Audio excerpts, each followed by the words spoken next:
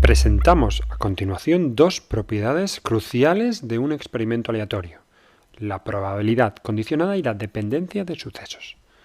Imaginemos que en un cierto instituto consideramos el espacio muestral determinado por los estudiantes de primero de la ESO, que son un total de 54. Supongamos que además 22 de ellos son chicos y 32 chicas. Consideramos un segundo suceso. Vamos a preguntarles si tienen móvil. Y resulta que de los 54 estudiantes, 14 chicos tienen móvil y 24 chicas también. En esta situación tan sencilla tenemos dos sucesos que se cruzan. A, el estudiante elegido al azar es chica, y B, el estudiante elegido al azar tiene móvil. Y sus complementarios, claro. A complementario es el estudiante resulta ser chico, y B complementario es el suceso, el estudiante no tiene móvil. En situaciones como esta, en las que tenemos dos variables que se cruzan, conviene organizar los datos en forma de tabla. Podemos poner por filas el número de chicas y chicos y por columnas el número de estudiantes con móvil o sin él.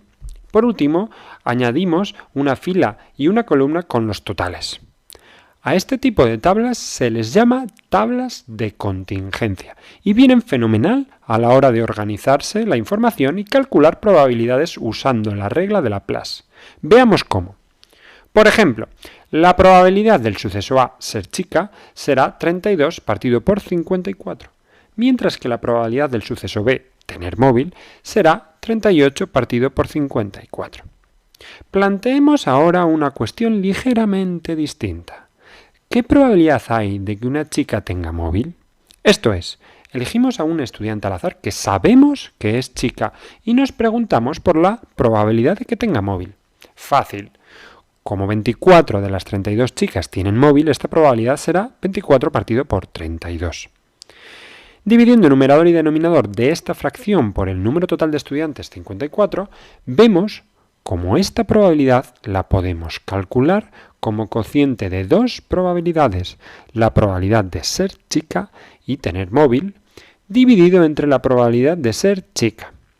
De esta forma se puede determinar la probabilidad de un suceso B condicionado al suceso A como la probabilidad de A intersección B dividido entre la probabilidad de A. Dale al pausa y calcula la probabilidad de que un estudiante elegido al azar tenga móvil sabiendo que es chico. Efectivamente, esta probabilidad es 14 partido por 54 dividido entre 22 partido por 54. Esto es 14 partido por 22. Fácil, ¿verdad? Bueno, pues la probabilidad condicionada permite plantearnos un montón de cuestiones relativas a dos o más sucesos. Por ejemplo, ¿tener móvil en este conjunto de alumnos de primero de ESO es independiente del sexo? Pues como la probabilidad de tener móvil habíamos visto que era 24 partido por 32, es decir, 0,75, y la de tenerlo siendo chico es 14 partido por 22, es decir, 0,63, vemos que en este instituto es más probable que una chica de primero tenga móvil a que lo tenga un chico. Diremos que los sucesos A y B son dependientes. Veamos otro ejemplo con unos datos iniciales ligeramente distintos, los alumnos de segundo de ESO de este instituto. En esta ocasión tenemos 45 estudiantes, 30 de ellos chicas, 15 chicos y en total 36 de los estudiantes tienen móvil. De ellos 24 son chicas y el resto 12 chicos. Primero conviene organizar los datos en forma de tabla de contingencia. Ahí la tenéis. Ahora es muy fácil calcular probabilidades. La probabilidad de tener móvil siendo chica es de 24 partido por 30 y la de tener móvil siendo chico es de 12 partido por 15. Estas probabilidades coinciden con la de tener móvil independientemente del sexo. Hay 36 estudiantes con móvil de un total de 45, es decir, 0,8. Fíjate además en las filas de la tabla de contingencia. ¿Aprecias algún tipo de regularidad en ella? En este segundo ejemplo, los sucesos tener móvil y ser chica son completamente independientes. Resumiendo, dos sucesos A y B son independientes si se verifica que la probabilidad de B condicionado a A es igual a la probabilidad de B. Esto es, conocer que haya ocurrido A no implica nada respecto de la probabilidad de B. Como la probabilidad de B condicionado a A se podía calcular de la forma probabilidad de A intersección B partido por probabilidad de A, tenemos otra forma de saber si dos sucesos son independientes. Probabilidad de la intersección tiene que ser igual al producto de las probabilidades, probabilidad de A por probabilidad de B. En nuestro caso, 2/3 de los estudiantes eran chicas. 36 partido por 45 de los estudiantes tenían móvil. Y si multiplicamos 2/3 por 36 partido por 45, el resultado es precisamente la proporción 0,8 de estudiantes que son chica y tienen móvil. En muchas ocasiones sabemos que los sucesos son independientes y podemos utilizar esta fórmula. Por ejemplo, si tiramos 2 veces un dado, la probabilidad de sacar 2 veces 6 será 1/6 por 1/6, porque las dos tiradas son completamente independientes. Y si en una urna con 2 bolas rojas y 3 azules sacamos 2 bolas con reemplazamiento, esto es, sacamos una bola, miramos su color, la devolvemos a la urna y volvemos a sacar otra, la probabilidad de sacar 2 bolas rojas será de 2/5 por 2/5 igual a 4 partido por 25. Las extracciones son independientes. Sin embargo, si sacamos las 2 bolas sin reemplazamiento, las extracciones no son independientes, porque la primera extracción modifica la composición de la urna y, por tanto, las probabilidades de la segunda extracción. Si no realizamos reemplazamiento, la probabilidad de sacar 2 bolas rojas será 2/5 por 1/4 igual a 2 partido por 20. Como veis, calcular probabilidades condicionadas y ver si dos sucesos son independientes es tremendamente sencillo, pero resulta de vital importancia en problemas un poquitín más complicados. Hola, bienvenido a Acción PSU. Mi nombre es Nelson y en esta canción vamos a estudiar el tópico de probabilidad condicional e independencia. Tenemos distintos tipos de eventos. Por ejemplo, el evento independiente, que son aquellos que no van a influir, un resultado no influye en el resultado del otro. Por ejemplo, si lanzamos una moneda 2 veces, lo que obtengamos en la primera no va a influir en el resultado de lo que obtengamos en la segunda. Y este tipo de probabilidades se calcula de la siguiente forma. La probabilidad de que ocurra tanto A como B, si son independientes, es igual a la probabilidad de que ocurra A por la probabilidad de que ocurra B. Por ejemplo, si queremos calcular la probabilidad de que en un lanzamiento de la moneda se obtenga sello y en el segundo nuevamente sello, sería de la siguiente forma. En el primer lanzamiento, la probabilidad de obtener sello es 1/2, porque el caso favorable es 1 y el total de casos es 2. Y lo debemos multiplicar por la probabilidad de que en el segundo lanzamiento nuevamente obtengamos sello, que vuelva a ser 1/2, porque son casos independientes y no alteran el resultado. Por tanto, la probabilidad de obtener 2 veces sello en 2 lanzamientos de moneda sería 1/4. Otro tipo de eventos son los dependientes. Este tipo de probabilidades se calcula y se lee de la siguiente manera. La probabilidad de que ocurra B sabiendo que ocurrió A es igual a la probabilidad de que ocurra tanto A como B partido la probabilidad de que ocurra A. Este tipo de probabilidad lo vamos a ver en el próximo video en un ejercicio, así que los dejo invitados desde ya.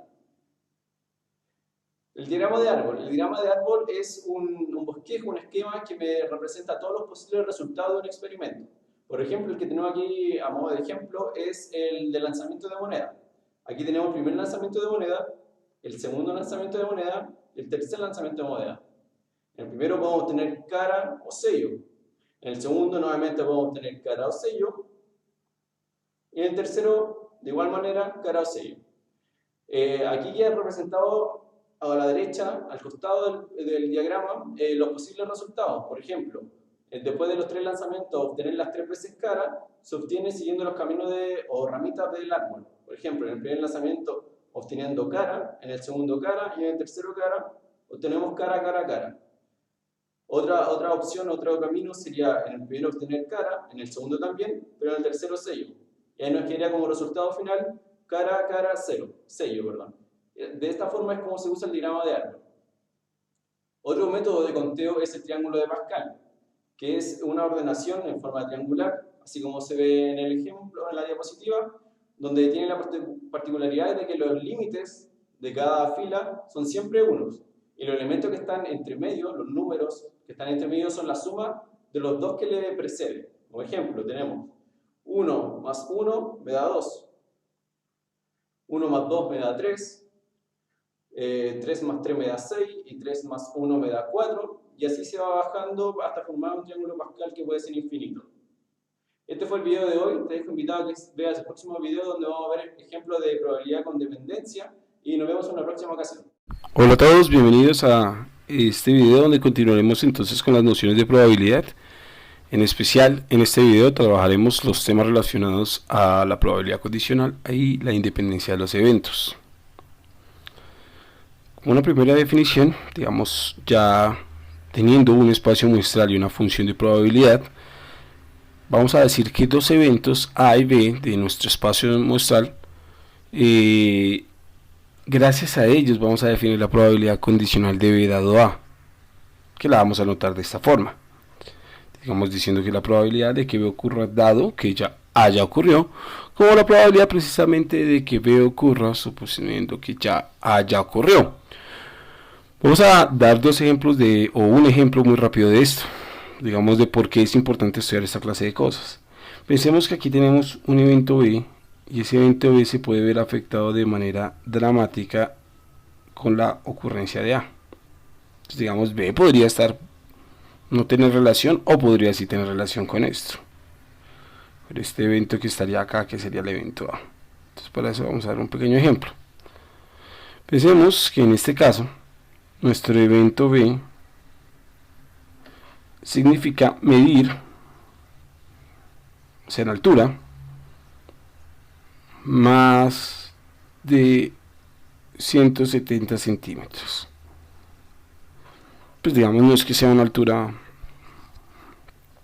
pues extremada, pero digamos podría verse modificada y hace al evento, digamos, en que el paciente sea hombre. Entonces digamos, la idea es que obviamente el hecho de que si yo conozco que preliminarmente mi paciente es hombre, yo sé que esa probabilidad es mucho más grande, a diferencia de en el hipotético caso en que mi paciente sea mujer. En este caso, pues la probabilidad de que mida más de 1,70 m, sabiendo ya que es mujer, se va a reducir. ¿Está de acuerdo? Entonces, en este caso, uno podría pensar que esta clase de elementos, pues digamos, lo afecta si yo conozco preliminarmente el hecho, o si yo conozco la ocurrencia, pues, de un evento A, pues eso va a afectar de una u otra manera la probabilidad de que B ocurra sobre el conocimiento que yo tengo de A. Entonces, por esta clase de cosas, por la afectación que pueda tener o no sobre el evento B, es importante que conozcamos pues precisamente esta probabilidad, que se llama la probabilidad condicional, pues porque la probabilidad debe condicionada al hecho que A ocurre. Entonces, ahora bien, ¿cómo se define matemáticamente? Pues matemáticamente siempre hemos dicho o definido que la probabilidad se define como casos favorables sobre casos totales. Este caso no va a ser la excepción. Digamos, en este caso tendríamos acá los casos favorables. No me va a caer, entonces pongámoslo así, sobre casos totales. ¿Por qué son casos totales? Pues los casos totales son donde A ocurre, ¿cierto? Y los casos favorables son donde ocurra tanto A como B, A y B.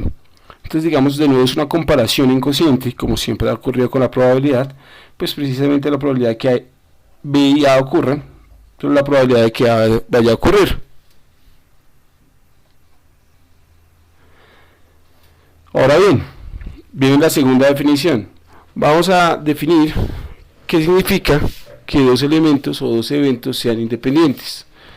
Pues en un sentido intuitivo, nosotros vamos a decir que dos eventos son independientes si A y B pues no tienen nada que ver entre ellos, o dicho de otra manera, vamos a pensar que pues A y B ocurren sin mirar al otro, pues sin relacionarse. Eso quiere decir que son como disyuntos, como que no ocurre nada entre ellos, o sea, el hecho de que A ocurra no va a afectar en nada al hecho de que B ocurra, y es precisamente esa definición de independencia. Entonces vamos a decir que dos elementos de nuestro espacio muestral, en este caso por ejemplo vamos a tener A y B, vamos a decir que A y B son independientes.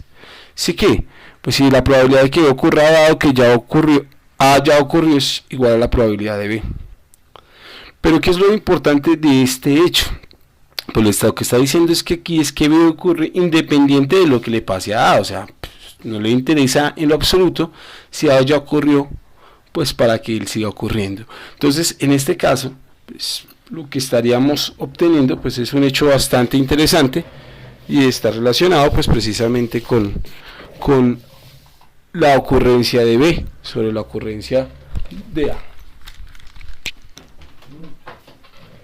Entonces, ¿para qué es tan importante estudiar estos elementos? Pues obviamente si tenemos matemáticamente ya desde el punto de vista de las ecuaciones que la probabilidad de B es exactamente la probabilidad de que B ocurra dado A, y como definimos en el renglón anterior, L es la probabilidad de A intersectado con B sobre la probabilidad de A, pues automáticamente si tenemos este miembro de aquí y lo enviamos a multiplicar acá, ¿cierto? O sea, lo omitimos, o sea, prácticamente esto de acá solamente lo utilizamos como un miembro de enlace o un elemento de enlace, pues nos damos cuenta que esto que está aquí dividiendo podría pasar a multiplicar, nos va a quedar que la probabilidad de A intersección B es igual a la probabilidad de A por la probabilidad de B, un hecho que es extremadamente interesante al interior de la probabilidad y que de hecho pues nos va a servir bastante a la hora de realizar ciertos cálculos. Entonces esto de acá es una de las ecuaciones que se definen, algunos textos incluso alcanzan a definirlo de esta forma, diciendo que la probabilidad o que dos eventos son independientes si la probabilidad de su intersección es igual al producto de sus probabilidades. Un hecho extremadamente interesante, pero digamos que se deduce de manera inmediata de esta definición que hicimos en la parte preliminar, pero vamos a quedarnos allá. Pero aparece un hecho clave. ¿Cuál es el hecho clave?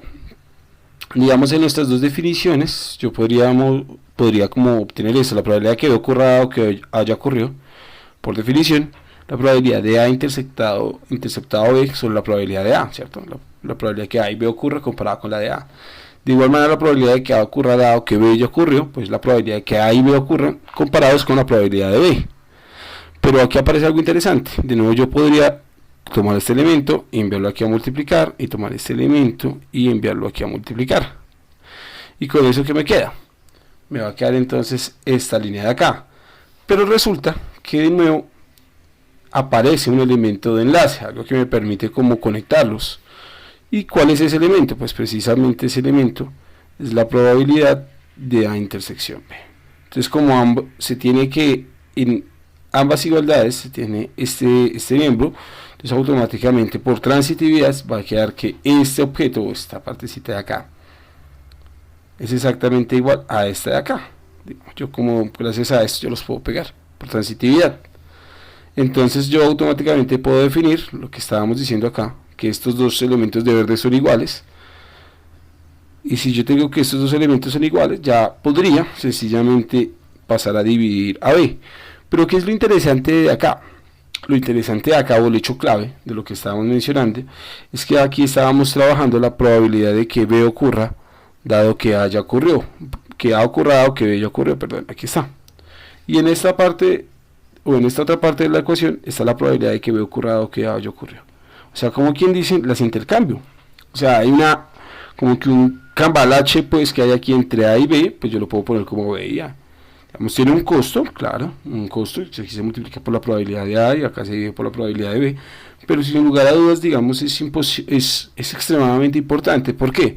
Porque en muchas ocasiones, o en muchos problemas, esta probabilidad de aquí es un poco artificial, o sea, no es natural desde el punto de vista de un contexto específico, mientras que esta de acá es mucho más natural. Entonces, al ser más natural, pues obviamente va a ser más fácil de calcular y por lo tanto, digamos, me va a permitir calcular probabilidades artificiales gracias a hechos naturales de un contexto específico. Entonces, digamos, esta fórmula es extremadamente importante y pues recibe el nombre de la fórmula de inversión de Bayes. Pues precisamente tiene la característica que tiene, o sea, que si yo tengo acá la probabilidad de que A ocurra dado que B ocurrió, la puedo hallar gracias a la probabilidad de que B ocurra dado que haya ocurrido, o sea, le doy un cambio, una inversión a la probabilidad condicional. Entonces esta de acá, si le vamos a poner un nombre, digamos, específico a toda la fórmula, sencillamente vamos a decir que entonces esta fórmula de acá se llama la fórmula de inversión de Bayes. La fórmula de inversión de Bayes.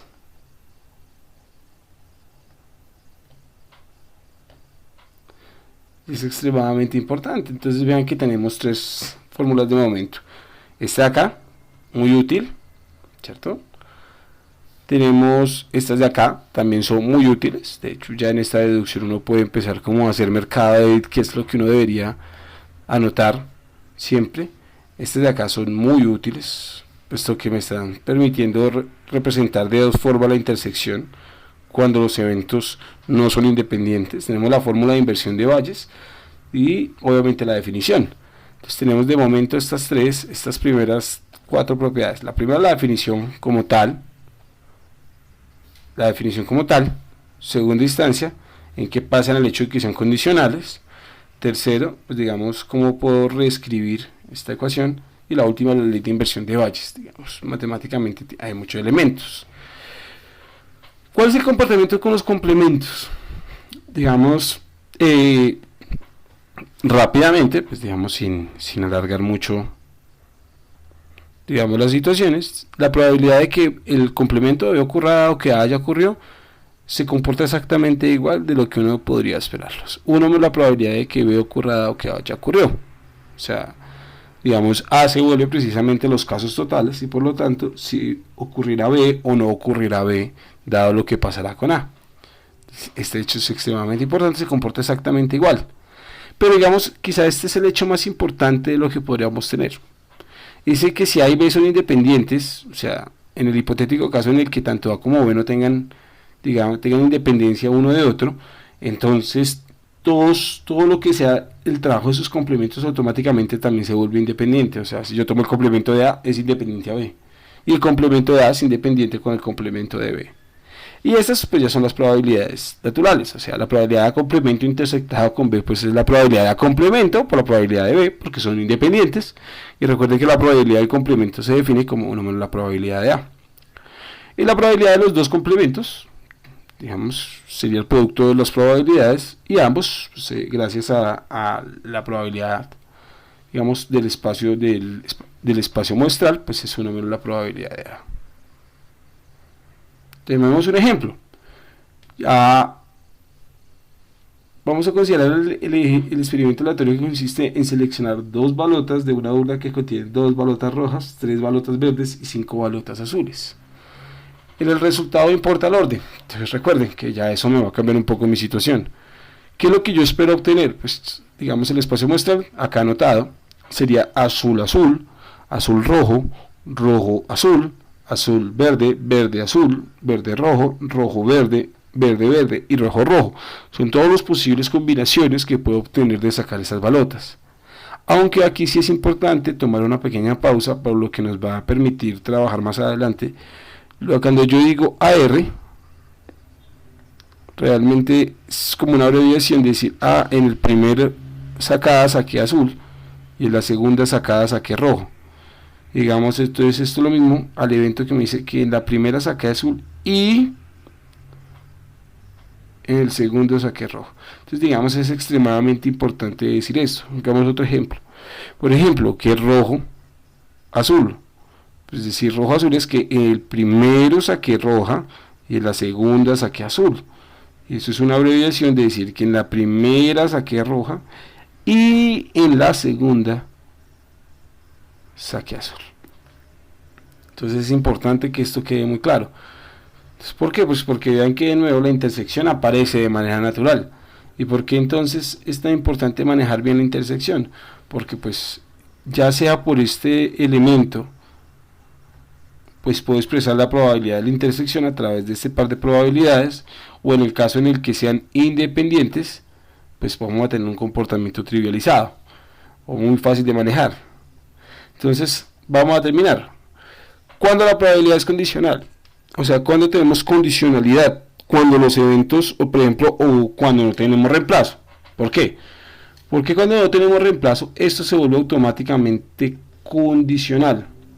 Pues digamos, en el caso en el que yo no tenga reemplazo, entonces los eventos no van a ser independientes. ¿Por qué?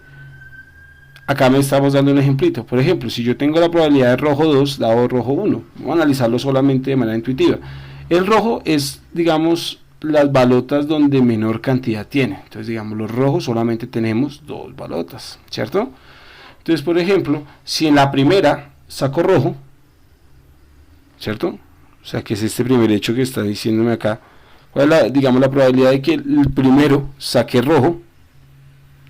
¿Cuál es la probabilidad de que la segunda también sea roja? Pero resulta que si el primer lanzamiento es rojo, ¿cierto? O el primer sacada de balotas resultó ser roja, pues ahora dentro de la urna voy a tener ¿cuántas? Si la primera llegó a ser roja. Si la primera fue roja por algún tipo de razón, dentro de la bolsa no me deben quedar sino una bola roja, 3 bolas verdes y 5 balotas azules. Entonces vamos a tratar de pintar acá una urna. No, eso quedó muy feo. Vamos a tener una urna, una bolsita pues, y dentro de esa bolsita vamos a tener entonces una sola roja, vamos a tener 5 azules y vamos a tener verdes 3, suponiendo que la primera de nuevo me salió roja. Entonces claro, cuando uno mira este panorama dice, no, pues la probabilidad que le salga roja es mucho más pequeña que si le hubiera salido otro color de principio. Por ejemplo, pensé que hubiera salido como azul. Si hubiera salido azul me hubieran quedado 2 rojas, 3 verdes y 4 azules, lo cual pues como que aumenta un poco. Entonces no puede ser independiente la probabilidad. ¿Por qué? Pues porque el primer hecho, por ejemplo, que me ha salido rojo en el primero, está afectando las otras probabilidades. Digamos, ya está claro que a la luz de lo que estaría pasando, la probabilidad de que salga roja va a ser mucho menor de que salga azul, dado que la primera fue roja. Entonces obviamente eso es lo que trata de explicarse aquí. Digamos, la probabilidad de que salga roja la segunda, dado que salió roja la primera, es mucho más pequeña y por lo tanto no va a poder ser igual que la probabilidad de que salga roja independiente. Pues que aquí la vamos a tener que sencillamente es, o que siendo que la probabilidad de que la segunda salga roja es como quien dice la segunda salga roja dado que la primera salga roja, la probabilidad de que la segunda salga roja dado que la primera salió verde, o la probabilidad de que la primera sea roja, de la segunda sea roja dado que la primera es azul. Vamos a ver esto un poco más en detalle cuando estemos en la probabilidad total, pero de momento pues si este hecho queda claro, digamos, está perfecto. Por eso no pueden ser independientes. ¿Cuándo sí son independientes? Van a ser independientes en el caso en que yo considere que hay reemplazo. ¿Por qué? Porque si hay reemplazo, recuerden que lo que se hace o lo que se haría es coger, sacar la pelotica y volver a mirarla. Al tener esta clase de comportamiento, entonces lo que nosotros podemos asumir es que siempre estábamos sacando la balota, la miramos y la ingresamos de nuevo a la urna. ¿Qué nos permite eso? Pues que en la urna siempre van a existir exactamente la misma cantidad de elementos. Igual la misma cantidad de elementos, pues no solamente la misma cantidad, sino la misma cantidad y los mismos elementos, o sea, la misma cantidad de rojas, la misma cantidad de verdes y la misma cantidad de azul. Y en congruencia, pues la probabilidad de sacar ya sea roja, ya sea verde o ya sea azul, no va a cambiar a lo largo de los lanzamientos. Y por lo tanto a mí no me interesa desde el punto de vista estadístico cuál salió en el lanzamiento anterior, al ser que fue, digamos, de vuelta en la urna. Entonces en este caso sí vamos a tener independencia y esto sí vamos a tener condicionalidad y no son independientes. ¿Cómo nos permite esto ayudar? Pues vamos a verlo ya en el siguiente video cuando hagamos cálculo de probabilidades, de funciones de probabilidad gracias a el análisis de condicionalidad o independencia. Claro está. ¿Cómo lo logro interpretar yo? Muchas veces del mismo contexto del problema debo entender yo o deducir si mi problema es condicional o independiente. Pero esperamos que en el próximo video pues digamos podamos analizarlo de manera muy rápida. Entonces nos veremos en el próximo video. Muchas gracias.